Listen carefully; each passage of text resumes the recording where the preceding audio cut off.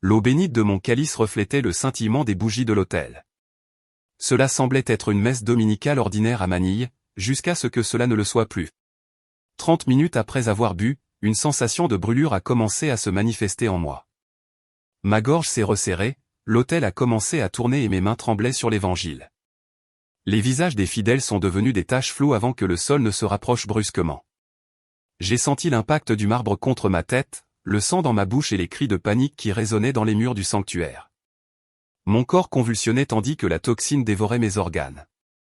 Les secouristes ont couru vers moi, mais le moniteur affichait déjà une ligne plate, 4 minutes d'obscurité absolue. Mais ce qui s'est passé ensuite, dans les minutes qui ont suivi, a laissé les médecins sans voix. Mon nom est Raphaël Bautista, j'ai 58 ans et je suis un prêtre catholique à Manille.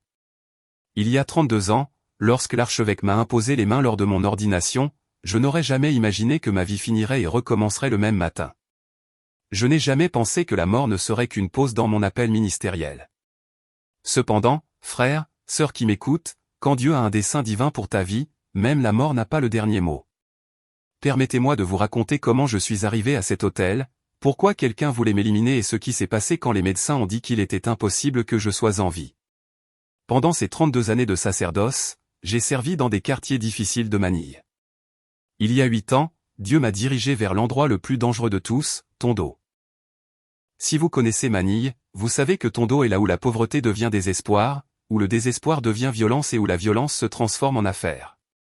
C'est un district où les maisons sont si proches que vous pouvez entendre les chuchotements de votre voisin, où l'air sent en permanence la mer salée mêlée aux ordures, et où la chaleur étouffante des Philippines est intensifiée par le surpeuplement. C'est là que j'ai ouvert Casa de Esperanza, un centre de réhabilitation pour jeunes pris au piège des réseaux du crime organisé. Écoutez bien ces chiffres, car ils sont importants. En 8 ans, nous avons réhabilité 230 jeunes. 98% sont restés libres de toute addiction. 89% ont complété des programmes éducatifs ou techniques. 47 jeunes vivent actuellement dans nos installations et 230 familles ont retrouvé leurs enfants.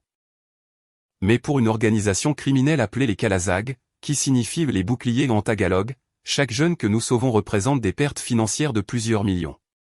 Pour eux, ces jeunes n'étaient pas seulement des toxicomanes, c'étaient des soldats, des distributeurs, des recruteurs. C'était leur main-d'œuvre la plus précieuse parce que le désespoir les rendait obéissants et la peur les maintenait loyaux.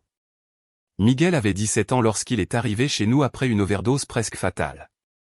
Il était considéré comme le meilleur recruteur des Calazag car il savait exactement quel mot chuchoter à chaque enfant affamé. Tu veux que ta petite sœur mange demain?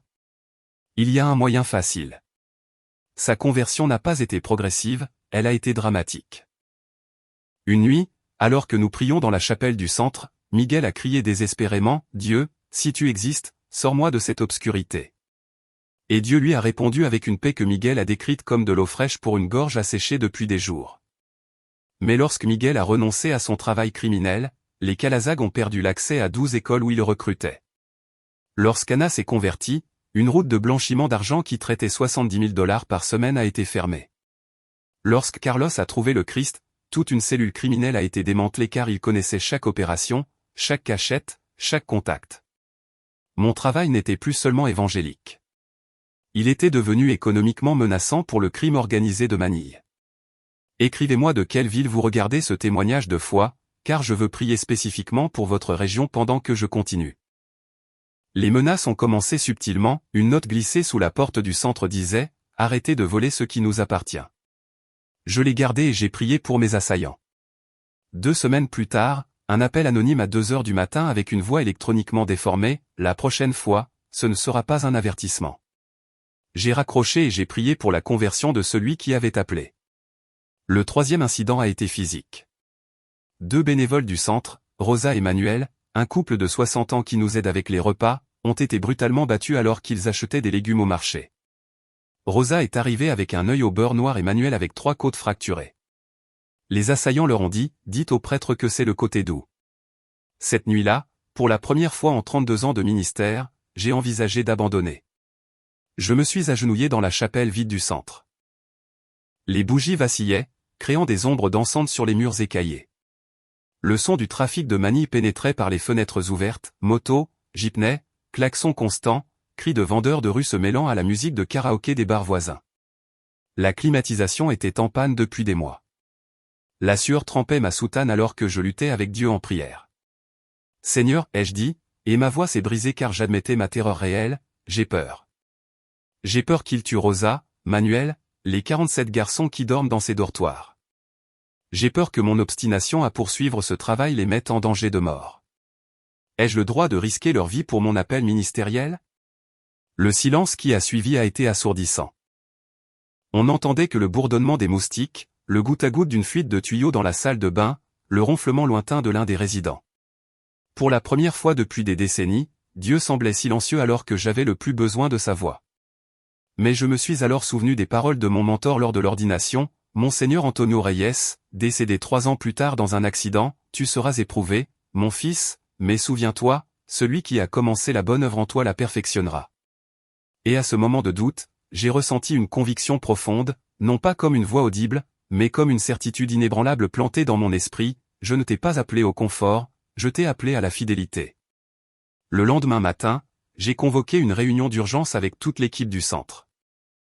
12 personnes se sont assises en cercle dans notre salon principal, les 4 coordinateurs, 3 bénévoles, 2 mères de résidents, Rosa et Manuel avec leurs blessures visibles, et sœur Lucia, une religieuse franciscaine de 70 ans qui gère notre programme éducatif.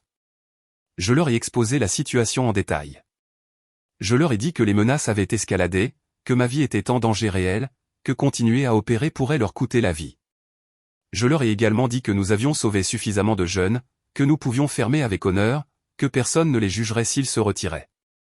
Le silence a duré exactement 40 secondes. Je le sais parce que j'ai regardé l'horloge murale, un cadeau de la première promotion de jeunes réhabilités. Rosa a parlé la première, son œil au beurre noir encore enflé, « Père, hier ma petite fille m'a demandé pourquoi j'avais le visage tuméfié. Je lui ai dit qu'il y a des mauvaises gens qui détestent quand nous aidons les bonnes gens. Elle m'a demandé si nous allions arrêter d'aider. Je lui ai dit jamais.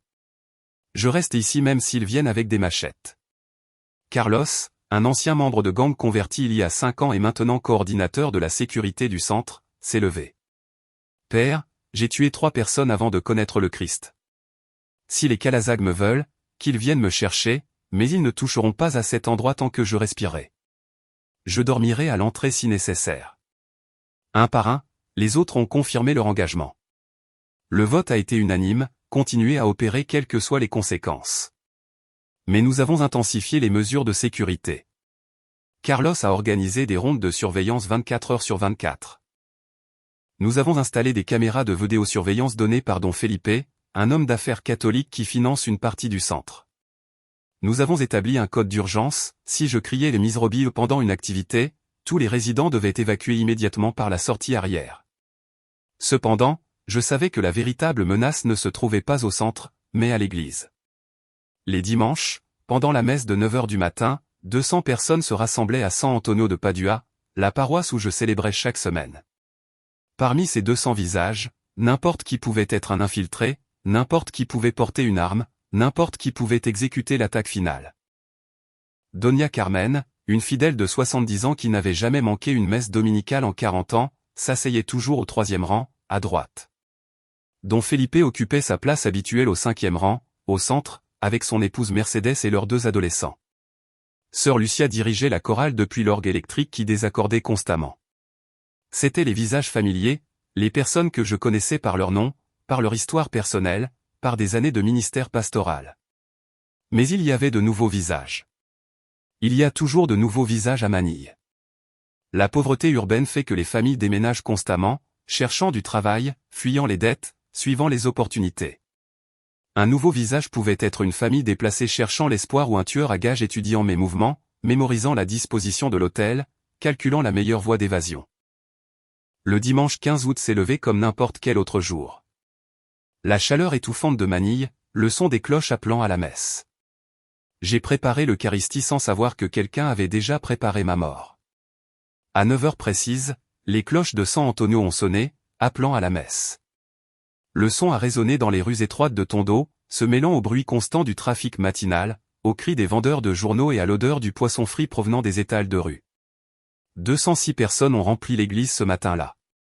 J'ai compté parce que je compte toujours, c'est une habitude pastorale de 30 ans. Pendant que je m'habillais des ornements sacrés dans la sacristie, j'ai prié comme toujours, Seigneur, fais de moi un instrument de ta paix. Là où il y a de la haine, que j'apporte l'amour. Là où il y a offense, que j'apporte le pardon.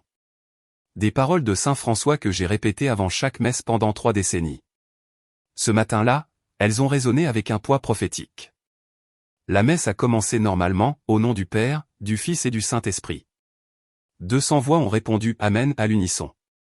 Nous avons chanté le Saint, Saint, Saint en tagalog. Les voix aiguës des enfants contrastaient avec les basses profondes des hommes plus âgés. L'encens crépitait dans l'encensoir, créant des nuages aromatiques qui s'élevaient vers le plafond de bois usé. Pendant la liturgie de la parole, j'ai prêché sur Matthieu 5h44, « Aimez ceux qui vous persécutent ». Quelle ironie divine! Mon assassin était parmi la congrégation, écoutant mon exhortation à l'aimer alors qu'il planifiait mon élimination. Le moment de la consécration est arrivé. J'ai élevé le calice contenant le vin qui allait devenir le sang du Christ. La lumière du soleil matinal pénétrait par les fenêtres latérales, créant des reflets dorés sur le métal du calice. L'eau bénite brillait comme de petits diamants liquides. La congrégation gardait un silence révérencieux. 200 personnes agenouillées en adoration.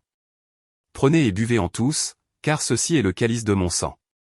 J'ai bu du calice comme je l'avais fait des milliers de fois en 32 ans de sacerdoce. Le goût était légèrement métallique, mais j'ai attribué cela au matériau du calice. Je n'avais aucune idée que je venais d'ingérer de la tétrodotoxine synthétique, une neurotoxine militaire à action rapide introduite par Miguel Reyes, un tueur à gages de 28 ans infiltré parmi les fidèles pendant le salut de paix. J'ai continué la messe normalement. Nous proclamons ta mort, Seigneur Jésus. La congrégation a répondu, nous annonçons ta résurrection. Des paroles prophétiques qui se réaliseraient littéralement dans les 30 minutes suivantes. J'ai commencé l'homélie en parlant du pardon radical. Frère, ai-je dit, Jésus ne nous appelle pas à pardonner seulement quand c'est facile. Il nous appelle à pardonner surtout quand cela semble impossible. Quand celui qui nous a blessés ne mérite pas le pardon. Quand celui qui nous a trahis n'a pas demandé pardon. Quand celui qui nous persécute continue de nous persécuter. 15 minutes d'homélie se sont écoulées normalement. Ma voix résonnait clairement dans le système de sonorisation de l'église, atteignant le dernier rang.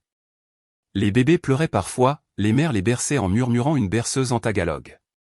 L'air était lourd, humide, typique de Manille en août.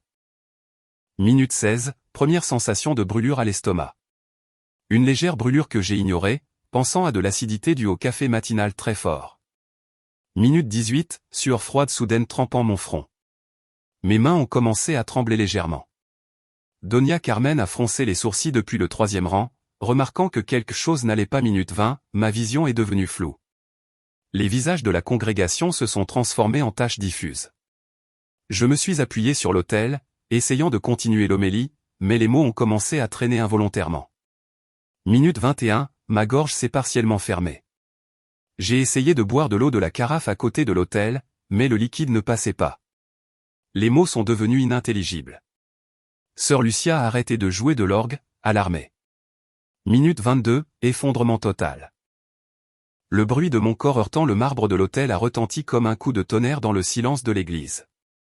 Du sang a jailli de ma bouche où je m'étais mordu la langue en tombant. Mes muscles ont commencé à convulser violemment tandis que la toxine attaquait mon système nerveux central. Le chaos a éclaté instantanément. 200 personnes se sont levées simultanément, des chaises traînant sur le sol en ciment. Cris en tagalog, Sumaklolo. Tumawa Genje Doctor. Au secours. Appelez un médecin. Donia Carmen criait, Jésus, Marie et Joseph. Don Felipe a couru vers l'hôtel en appelant les urgences par téléphone. Les enfants pleuraient, les mères priaient à voix haute, les hommes tentaient d'organiser l'évacuation. Sœur Lucia a été la première à m'atteindre. Elle s'est agenouillée près de mon corps convulsif, a posé ses mains sur mon front et a commencé à prier en latin, in nomine Patri et Filii et Spiritus Sancti. Ses larmes tombaient sur mon visage tandis que mon corps s'agitait de manière incontrôlable. 6 minutes après l'effondrement, les ambulanciers de la station d'urgence de Tondo sont arrivés. Juan Santos, ambulancier principal de 43 ans, vétéran avec 15 ans d'expérience dans les urgences à Manille, dirigeait l'équipe. Ils ont déchiré ma soutane pour placer les électrodes.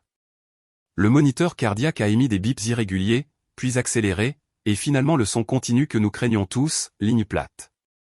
Pas de pouls, a crié Rohan alors qu'il commençait la réanimation cardio-pulmonaire, administrant de l'épinéphrine sans réponse, préparant le défibrillateur.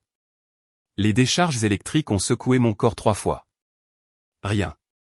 Ma tension artérielle était indétectable. Ma température corporelle a commencé à chuter rapidement. Les secouristes travaillaient frénétiquement tandis que 200 personnes priaient à voix haute, créant un chœur de supplication qui s'élevait vers le ciel comme un encens désespéré. 4 minutes et 17 secondes de ligne plate. 4 minutes où il n'y avait officiellement aucune activité cardiaque, respiratoire ou cérébrale. 4 minutes où, médicalement parlant, j'étais mort. Mais, frère, sœur qui m'écoute, la mort n'est pas une obscurité vide quand tu as foi en Jésus-Christ. Ce que j'ai vécu pendant ces 4 minutes a changé pour toujours ma compréhension de l'éternité. Ce n'était pas un rêve, ce n'était pas une hallucination due au manque d'oxygène. C'était plus réel que tout ce que mes yeux physiques avaient jamais vu. Je me suis retrouvé en présence d'une lumière qui ne blessait pas, mais qui consolait, une lumière qui n'éclairait pas de l'extérieur, mais qui émanait de l'intérieur de mon être. Et dans cette lumière, j'ai reconnu, sans l'ombre d'un doute, le visage de Jésus-Christ. Ce n'était pas une image visuelle comme une peinture ou une photographie. C'était une reconnaissance absolue de présence, comme quand un enfant reconnaît sa mère dans l'obscurité sans la voir, par l'odeur de son parfum, par le son de sa respiration, par la sensation de son amour. C'est ainsi que j'ai reconnu Jésus, non pas par des caractéristiques physiques, mais par la nature incomparable de son amour parfait. Sa voix n'était pas des ondes sonores atteignant mes oreilles. C'était une communication directe d'esprit à esprit, plus claire que toute conversation terrestre. Et il m'a dit avec une autorité divine absolue, « Ce n'est pas encore ton heure, mon fils. Tu dois revenir. 5 âmes m'attendent à travers ton témoignage. » J'ai ressenti une profonde résistance. Cette paix surnaturelle était si complète, si parfaite, que je ne voulais pas retourner à la douleur, à la peur, à la menace constante. Mais j'ai ressenti une force douce, mais irrésistible, me repoussant vers mon corps, vers ma mission inachevée, vers les 5 âmes que Dieu avait destinées au salut à travers mon témoignage de résurrection.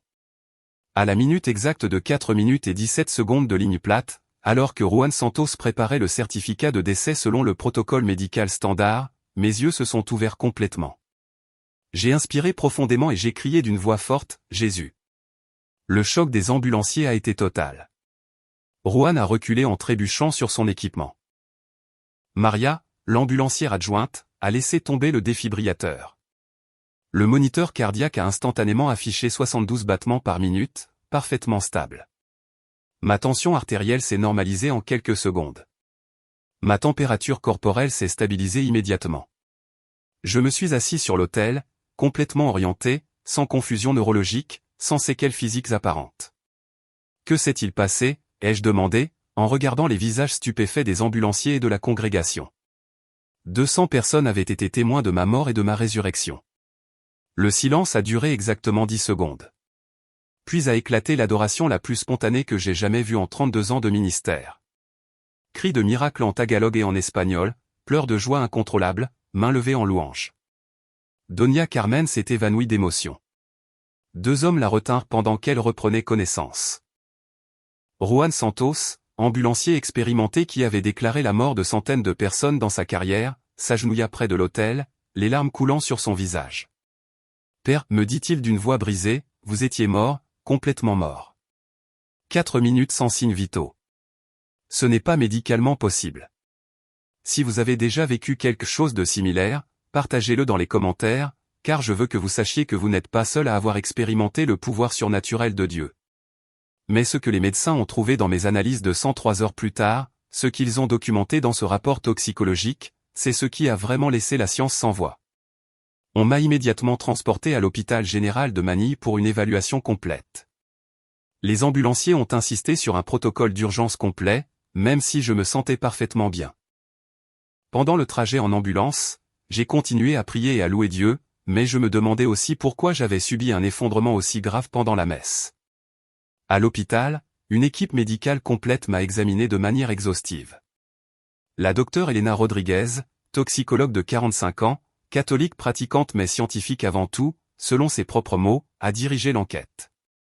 Père Bautista, me dit-elle avec un scepticisme professionnel, j'ai vu de nombreux miracles qui ont une explication médicale parfaitement logique. Nous allons trouver ce qui a causé votre effondrement et comment vous vous êtes rétabli si rapidement.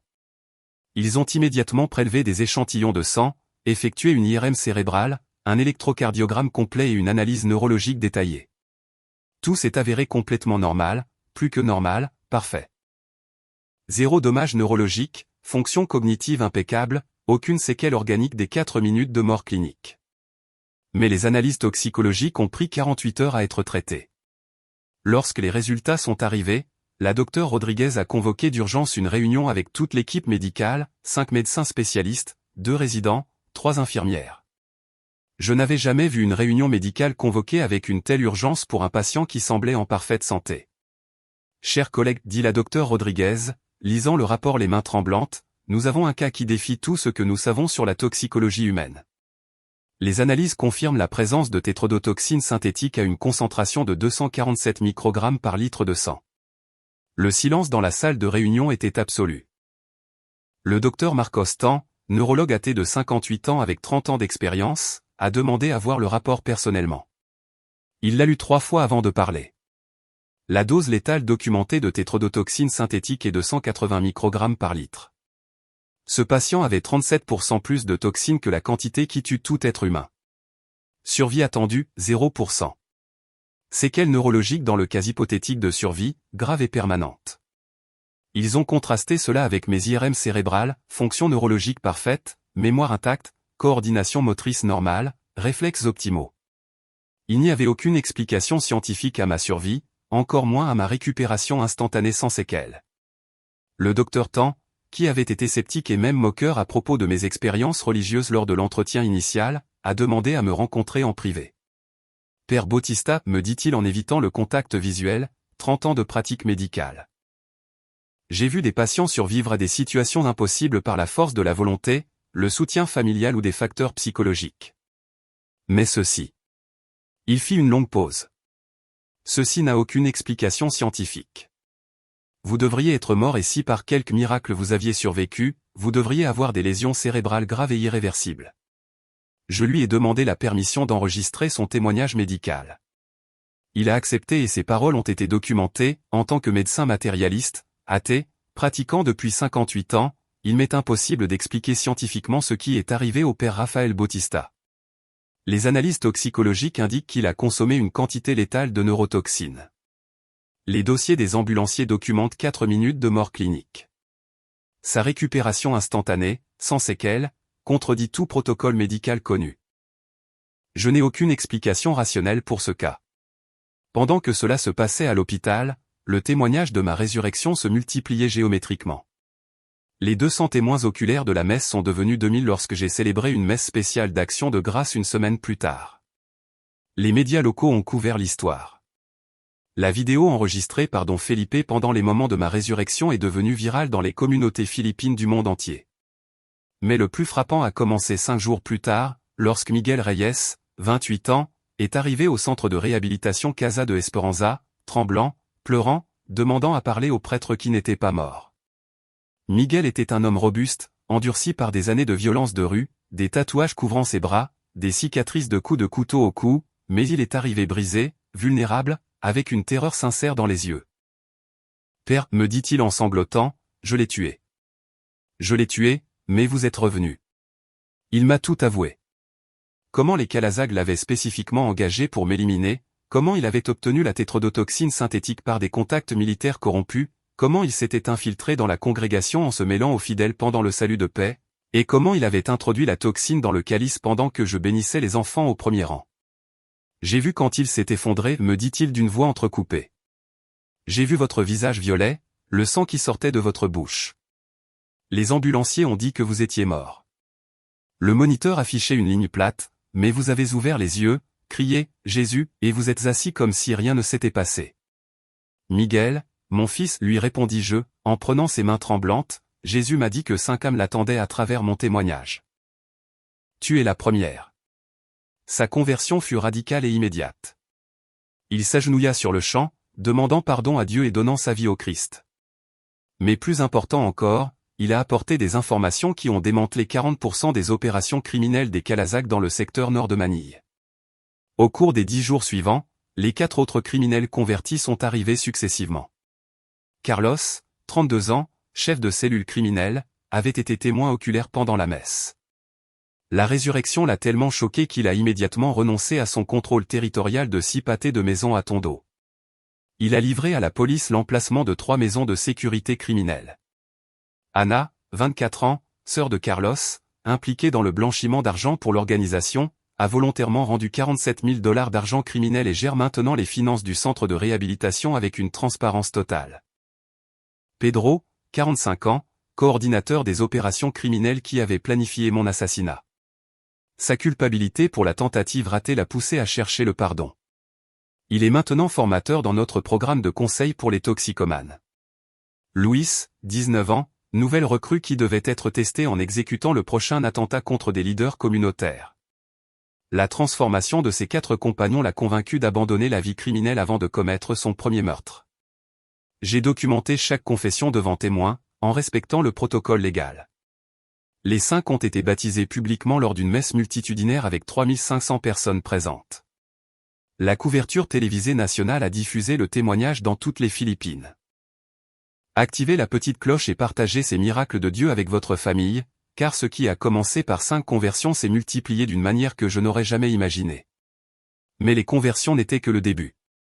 Ce que Dieu a commencé ce matin d'août, ce qui s'est multiplié dans les semaines suivantes, cela a changé non seulement 5 vies, mais toute une communauté. 3 mois après l'événement, chacun des 5 convertis avait complètement transformé son environnement. Miguel, le tueur à gages qui m'a empoisonné, travaille maintenant comme coordinateur de sécurité au centre Casa de Esperanza. Il utilise sa connaissance approfondie des réseaux criminels pour nous alerter des menaces avant qu'elles ne se matérialisent. Il a personnellement servi de médiateur dans 8 conflits territoriaux entre gangs, évitant des effusions de sang qui auraient coûté des dizaines de vies. Il a témoigné dans 3 procès contre des chefs criminels de haut niveau, risquant sa vie sous un programme de protection des témoins. Sa transformation a directement sauvé 12 jeunes supplémentaires du crime organisé. Carlos, l'ancien chef de cellule criminelle, a renoncé à son contrôle territorial de 6 pâtés de maisons à Tondo. Il a remis à la police des informations qui ont démantelé 40% des opérations des Calazacs dans le secteur nord de Manille.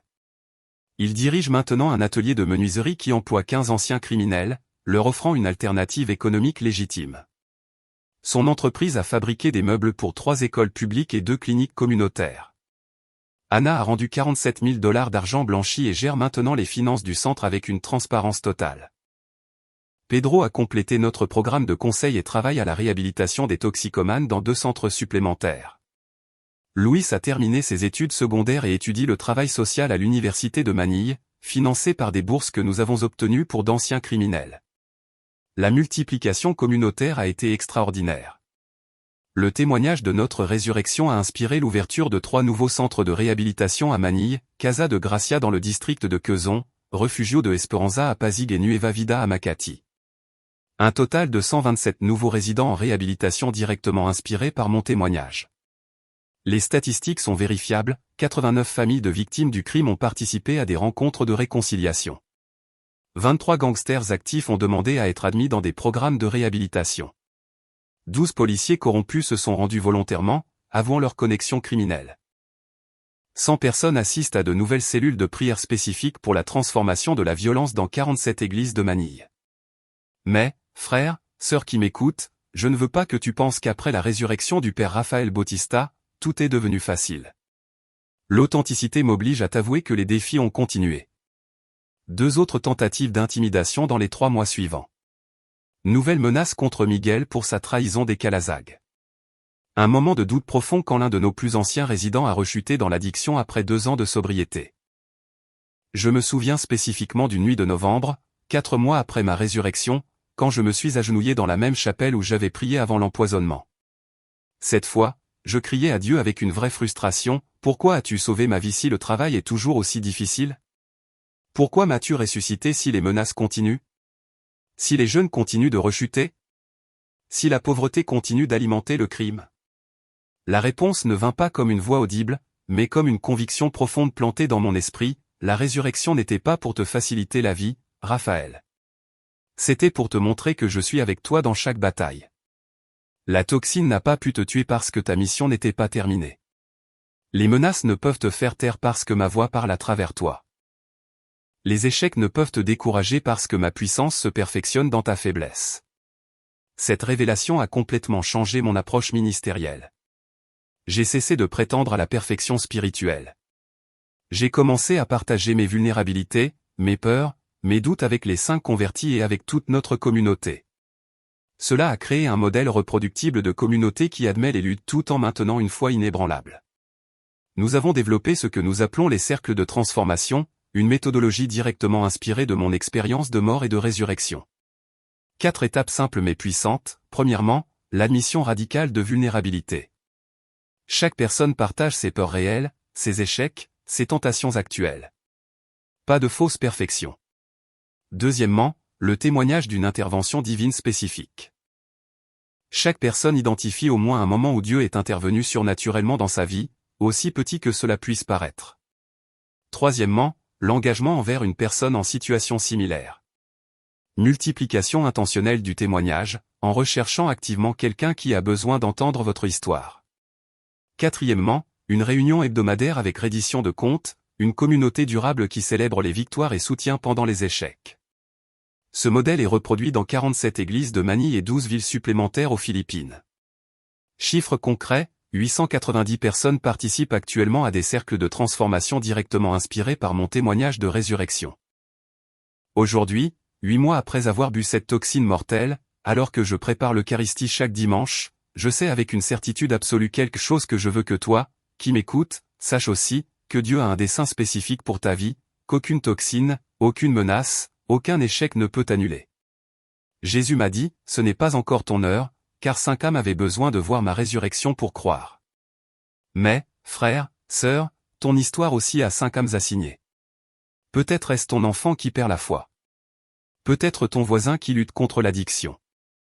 Peut-être ton collègue qui semble tout avoir, mais qui est vide à l'intérieur. Chaque messe dominicale que je célèbre maintenant rassemble 350 à 400 personnes, presque le double d'avant l'événement. Le centre Casa de Esperanza a étendu sa capacité à 82 résidents. Les 5 convertis travaillent tous activement dans le ministère de restauration. Les fruits sont vérifiables et durables. Miguel a célébré son premier anniversaire de conversion en dirigeant un groupe de 15 anciens criminels. Carlos a ouvert une deuxième menuiserie employant 23 personnes, dont 18 ayant des antécédents criminels. Les Calazag ont réduit leurs opérations de 67% à Tondo, selon les statistiques officielles de la police. 8 chefs criminels supplémentaires ont demandé ma médiation pour quitter le milieu. Le taux d'homicide à Tondo a diminué de 34% en 8 mois, selon les données municipales. Je veux maintenant vous parler directement à vous qui m'écoutez, car peut-être qu'en écoutant cette histoire, quelque chose a bougé dans votre cœur. Peut-être avez-vous reconnu votre propre combat. Peut-être avez-vous vu le visage de quelqu'un que vous aimez en danger. Peut-être êtes-vous celui qui a besoin de rédemption. Peut-être avez-vous simplement besoin de savoir que Dieu fait encore des miracles. Écoutez-moi attentivement. Dieu n'a pas sauvé ma vie pour impressionner les foules. Il l'a sauvée parce que 5 personnes spécifiques avaient besoin de voir ce miracle pour croire. Savez-vous ce que cela signifie? Que votre miracle, votre témoignage, votre histoire n'est pas pour des millions, c'est pour les personnes spécifiques que Dieu a placées sur votre chemin.